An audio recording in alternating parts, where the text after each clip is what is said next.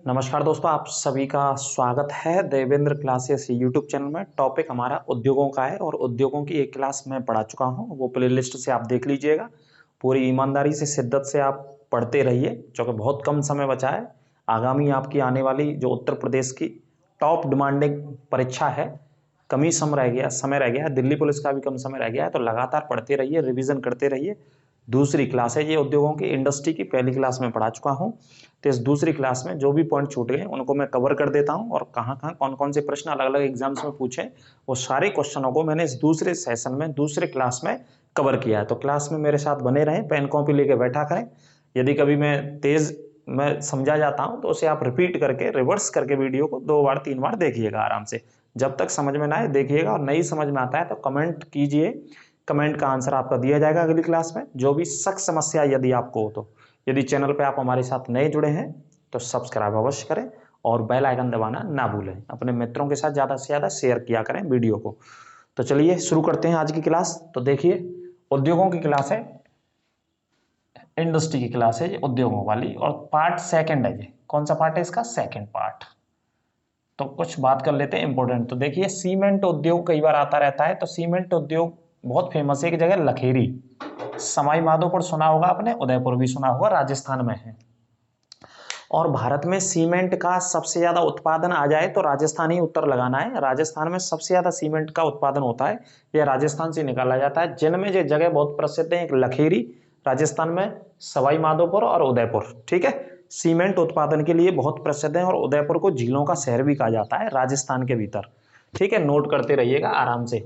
अब देखो बेटा, यूपी का ये प्रश्न बहुत आता है, और यूपी पुलिस में या एसआई की भर्तियों में, पीसीएस की भर्तियों में, समीक्षा अधिकारी की भर्तियों में, उत्तर प्रदेश के भीतर कई बार ये प्रश्न, ये पॉइंट पूछा गया बेटा, है ना, कि उत्तर प्रदेश में सीमेंट कहां से निकाला जाता है, कहां पे सीमेंट का उत्पादन होता है। तो सीमेंट उत्तर प्रदेश में चुर्क और डल्ला और चुनार, इन तीनों जगहों से निकाला जाता है। बहुत प्रसिद्ध है उत्तर प्रदेश के अंदर, जगह लिख लेना आराम से।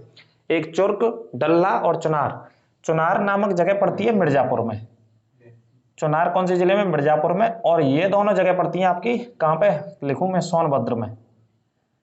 ये दोनों सोनभद्र में। तो सोनभद्र और मिर्जापुर में सीमेंट का सबसे ज्यादा उत्पादन होता है उत्तर प्रदेश में। अब बात कर लेते हैं कोयला की। तो कोयला आधारित संयंत्र हैं, जो विद्युत के संयंत्र हैं। यहां से कोयले को जला करके लाइट का या विद्युत का उत्पादन किया जाता है। ठीक है, तो देखिए, कोयले आधारित एक तालचेर उड़ीसा में बहुत प्रसिद्ध है जी। तालचेर नामक एक कोयला पर आधारित संयंत्र है उड़ीसा राज्य में। नोट कर लेना, छाप लेना, कई बार पूछा गया है। इसके अलावा हम बात कर लेते हैं रामगुंडम तेलंगाना में। यह भी बहुत प्रसिद्ध है, कोयला आधारित है। ठीक है, इसके अलावा कोरबा छत्तीसगढ़ में स्थित है। आपसे यह भी पूछ लिया जाता है कि कोरबा काय के लिए फेमस है, तो कोयला उत्पादन के लिए। यहाँ पे प्लांट भी लगा हुआ कोयले का। ठीक है, आगे लिग्नाइट कोयला आपने सुना होगा, नहीं सुना होगा तो पढ़ लीजिए। लिग्नाइट कोयले का सबसे ज्यादा उत्पादन तमिलनाडु में होता है। कौन से राज्य में होता है? तमिलनाडु राज्य लिग्नाइट कोयले का सबसे ज्यादा उत्पादन करता है। तमिलनाडु में एक खान है बहुत प्रसिद्ध इसी कोयले की, नेवली की खान। कई बार एग्जाम में आई है। नेवली की खान कौन से राज्य में? तमिलनाडु में स्थित है। कौन सा कोयला निकाला जाता है? लिग्नाइट। तो यहाँ पे लिग्नाइट कोयले का संयंत्र स्थित है, विद्युत का ही। ठीक है, ये खान भी बहुत प्रसिद्ध है। दोनों पॉइंटों को पढ़िए। कोयले के लिए फेमस है, क्योंकि कोयले पे आधारित वहां पे संयंत्र स्थापित है। आगे बेटा, उर्वरक की बात कर रहे हैं, रासायनिक उर्वरकों की बात कर रहे हैं, खादों की बात कर रहे हैं यहाँ पे। तो ये संयंत्र झारखंड में लगाया गया था। बहुत प्रसिद्ध झारखंड की एक जगह है, सिंदरी नामक जगह पे। सिंदरी नामक एक जगह है झारखंड के अंदर, जहां रासायनिक उर्वरक संयंत्र सबसे पहले लगाया गया था। भारत के अंदर बात करें तो सिंदरी रासायनिक उर्वरकों के लिए बहुत फेमस रहा है। जीके में आप पढ़िएगा इस पॉइंट को। ठीक है, तो नोट कर लेना सिंदरी। अब बात करते हैं 1950 में, जगह बंगलोर है, और बंगलोर में इंडियन टेलीफोन इंडस्ट्रीज की स्थापना की गई थी। इंडियन टेलीफोन इंडस्ट्रीज की स्थापना बंगलोर में। ठीक है, वर्ष 1950 में। अगला पॉइंट बात कर लेते हैं, इंडियन टेलीफोन इंडस्ट्री से मतलब है कि दूर संचार का जो भी इंडस्ट्री स्थापित करी, टेलीकॉम सेक्टर की इंडस्ट्री स्थापित करी, वो बंगलोर में करी सबसे पहले। और कब करी? 1950 में। तो इंडियन टेलीफोन इंडस्ट्री 1950 में। इसके अलावा इलाहाबाद में भी इसकी यूनिट स्थापित की गई थी। ठीक है, अब देखो आगे बात करते हैं। बंगलोर को भारत की क्या बोलते हैं बेटा? Silicon valley. छाप लेना, ये छप जाएगा, दिमाग में छाप लेना। और सिलिकॉन स्टेट बोलते हैं राज्य को। राज्य का प्रश्न आ जाए कि सिलिकॉन स्टेट कौन से राज्य को कहते हैं, तो कर्नाटक को। सिलिकॉन वैली किसे कहा जाता है? तो बंगलोर को। किस वजह से बोलते हैं? कि आईटी सेक्टर है बंगलोर के अंदर पूरे इंडिया में। इंफॉर्मेशन टेक्नोलॉजी का काम, कंप्यूटर से संबंधित, सॉफ्टवेयर से संबंधित, मोबाइलों की बड़ी बड़ी कंपनियां कहां पे स्थित है? कर्नाटक के बंगलोर में, जो राजधानी है वहां पे, है ना। इस वजह से सिलिकॉन बोलते हैं। अब देखिए चितरंजन नामक जगह लोकोमोटिव है, जी विद्युत इंजनों का निर्माण होता है। जो लाइट से चलने वाले इंजन होते हैं ना रेलगाड़ी के, विद्युत इंजनों का निर्माण चितरंजन नामक जगह पर होता है, चितरंजन लोकोमोटिव में। ठीक है, तो इसकी स्थापना कब हुई? 1950 में हुई थी भैया। चितरंजन कहां पे स्थित है? बंगाल में स्थित है। राज्य लिखिए, चितरंजन नामक जगह बेटा कहां पे स्थित है? बंगाल में स्थित है। अच्छे से पढ़िएगा, एक भी प्रश्न छूट ना पाए। लाइट के इंजन बनाए जाते हैं, 1950 में स्थापना हुई थी। जलयान कारखाना, जो पानी के जहाज बनते हैं, 1941 में पहला जलयान कारखाना लगाया गया, विशाखापट्टनम में लगाया गया था। आप समझ रहे हैं, जब 1941 में विशाखापट्टनम में लगाया तो कौन सी सरकार ने लगाया? ब्रिटिश सरकार ने लगाया था। अंग्रेजों के द्वारा पहला पोत निर्माण विशाखापट्टनम, और विशाखापट्टनम आंध्र प्रदेश का शहर है और भारत का सबसे गहरा बंदरगाह भी है। भारत का सबसे गहरा बंदरगाह विशाखापट्टनम में, छाप लो भाई साहब। और सबसे पहला जलयान का, पानी के पोत, पानी के जहाज जिनसे व्यापार होता है, उनको बनाने का कारखाना भी 1941 में विशाखापट्टनम में स्थापित किया गया था अंग्रेजों के द्वारा, ब्रिटिश सरकार के द्वारा। ठीक है, आगे बात करते हैं गार्डन रिच। याद रखिएगा, बहुत मोस्ट इंपोर्टेंट, मैंने सारी बड़ी परीक्षाओं से क्वेश्चंस लिए हुए हैं। गार्डन रिच शिप बिल्डर्स, ये यात्रियों के लिए जो जलयान बनते थे उनके लिए बनाया गया था ये गार्डन रिच वाला, गार्डन रिच शिप बिल्डर्स, जिनमें बैठ करके यात्री ज्यादातर यात्रा करते थे, उनके लिए ये उद्योग लगाया गया था गार्डन रिच वाला। और कहां पर लगाया गया था? ये गार्डन रिच वाला लगाया गया था आपका दक्षिण भारत में ही। दक्षिण भारत के कहां पे? कर्नाटका में स्थापित किया गया था ये वाला। ठीक है, माफ कीजिए, तमिलनाडु में स्थापित किया गया था। इसे देख लीजिएगा आप एक बार, है ना। गार्डन रिच वाले को चेक करके बताएंगे अगली क्लास में। आगे बात करते हैं मोटर गाड़ी उद्योग। मोटर गाड़ी उद्योग की स्टार्टिंग भारत में होती है 1930 में, और सबसे पहले ये उद्योग बंबई में लगाया गया। मोटर गाड़ी उद्योग, गाड़ियों के जो पार्ट्स बनते हैं, या 4 व्हीलर्स गाड़ी या 2 व्हीलर्स गाड़ी, इनकी स्टार्टिंग 1930 में हुई थी, जब महात्मा गांधी जी के द्वारा 1930 में कौन सा सत्याग्रह चलाया गया? फटाफट से कमेंट बॉक्स में बता दीजिए कौन सा आंदोलन शुरू किया था गांधी जी ने। आगे बात करते हैं भारत की प्रमुख औषधि कंपनी। देखो, जो दवाई की सबको आवश्यकता पड़ती है ना, मेडिसिन की सबको आवश्यकता पड़ती है। शहर की दवा और गांव की हवा एक बराबर होती है, ऐसा बुजुर्ग बोलते हैं भैया। शहर में जो व्यक्ति रह रहा है वो दवा खा के सही होगा, और गांव का व्यक्ति आमतौर पर पर्यावरण और अपने खेतों में, खलिहानों में, या पर्यावरण के बीच, पेड़ों के और पौधों के बीच रहता है, तो उसके लिए हवा ही काफी है उसके स्वास्थ्य के लिए, स्वास्थ्य को बढ़िया और बेहतर बनाने के लिए। ठीक है, तो सबसे प्रमुख औषधि कंपनी, दवाइयों को बनाने वाली कंपनी जो भारत में, इंडियन ड्रग्स फार्मा के नाम से स्थापित की गई। इसके सेंटर कहां कहां पे हैं? देखो, ऋषिकेश में, हैदराबाद में और चेन्नई में। तीनों लिख लेना चाहो तो एक लिख लेना ऋषिकेश। ये औषधि कंपनी भारत सरकार की सबसे बड़ी, इंडियन ड्रग्स फार्मा के नाम से, ऋषिकेश में इसका सबसे बड़ा संयंत्र, ऋषिकेश में दवाइयां बनाई जाती हैं।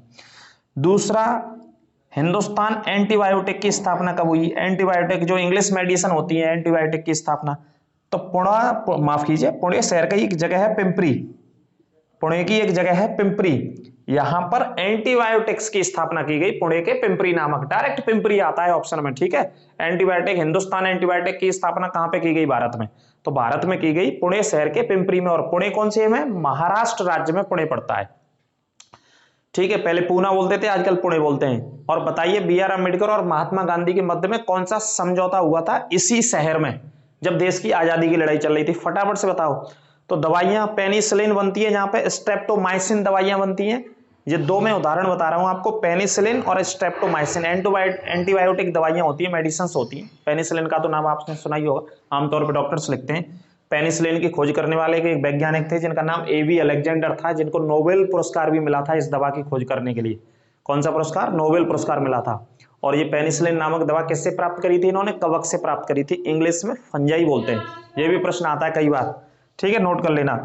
बेटा बात कर रहे हैं कांच उद्योग की, तो कांच उद्योग उत्तर प्रदेश के फिरोजाबाद में बहुत फेमस है। उत्तर प्रदेश से स्पेशल पढ़ी होगी तो मालूम होगा, फिरोजाबाद। उसके अलावा कर्नाटक का बेलगांव भी बहुत फेमस है इसके लिए।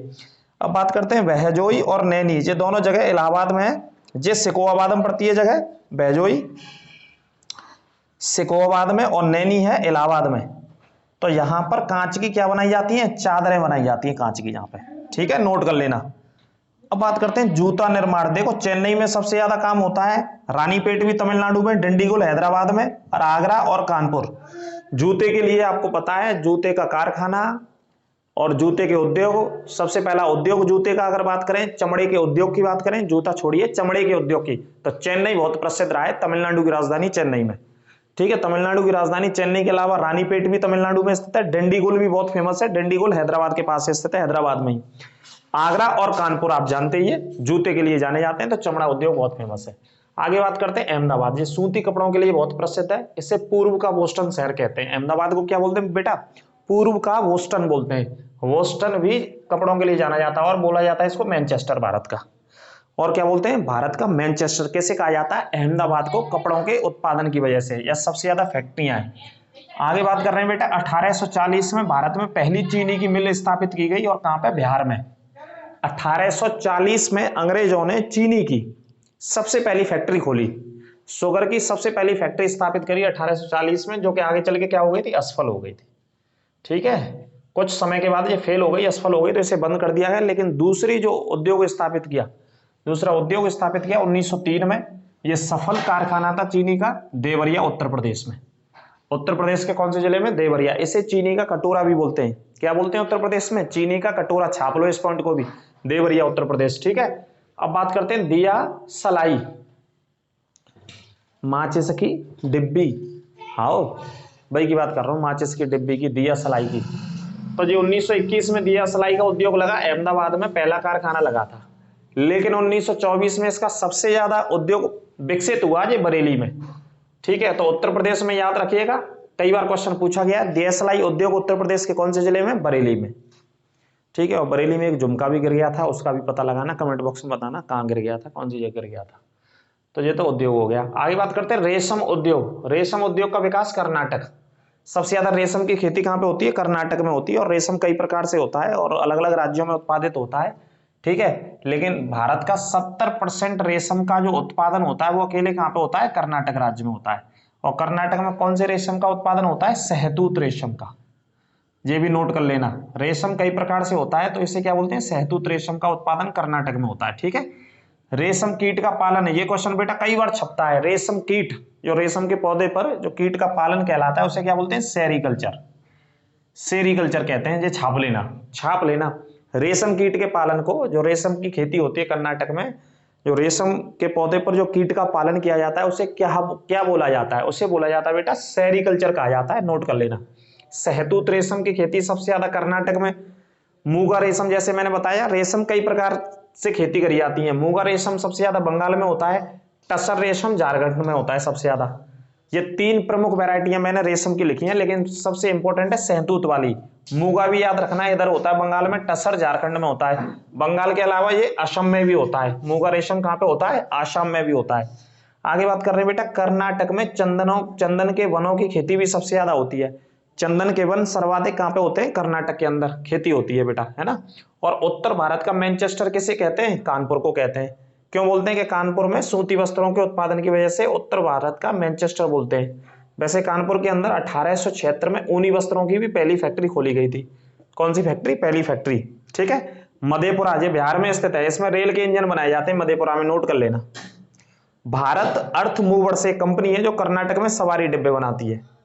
भारत अर्थ मूवर्स काय का निर्माण होती है, सवारी डिब्बों का निर्माण किया जाता है। दूसरा पार्ट था, पहले पार्ट में लगभग मैंने उद्योग कवर कर दिए, जितने भी एग्जाम में पूछे जाते हैं, जितने भी पूछे गए सारे एग्जाम्स के क्वेश्चंस मैंने पहले पार्ट में लिए। लेकिन जो भी प्रश्न छूट रहे थे, जो मुझे लग रही थी कि संभावना यहाँ से रहती है और यहाँ से भी बहुत सारे क्वेश्चन पूछे गए, वो मैंने इस क्लास में कवर कर दिए हैं। क्लास को ज्यादा से ज्यादा मित्रों के दोस्तों के साथ शेयर कर दिया करो, और पूरा निःशुल्क और फ्री ऑफ कॉस्ट पढ़ने के लिए प्लेलिस्ट में जाइए और सारी क्लासों को वहां से पढ़िए, पूरा फ्री ऑफ कॉस्ट। सारे टॉपिक्स मैंने प्लेलिस्ट में पढ़ा रखे हैं, ठीक है। तो चैनल को शेयर करिए, सब्सक्राइब करिए। अगली क्लास में आपसे फिर मुलाकात करेंगे। नमस्कार।